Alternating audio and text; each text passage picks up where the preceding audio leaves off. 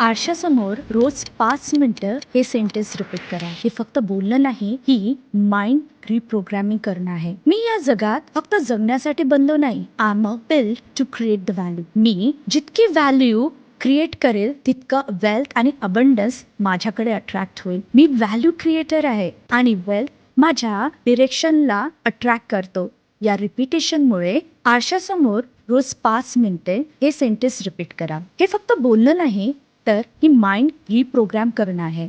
मी जितकं व्हॅल्यू लोकांना देणार तितकं अबंडन्स आणि वेल्थ माझ्याकडे अट्रॅक्ट होणार. या रिपिटेशनमुळे average middle class mentality shift होतं. सुरुवातीला थोडं ऑकवर्ड वाटेल, वियर्ड वाटेल, पण रिपिटेशनमुळे माइंड एक्सेप्ट करायला लागणार.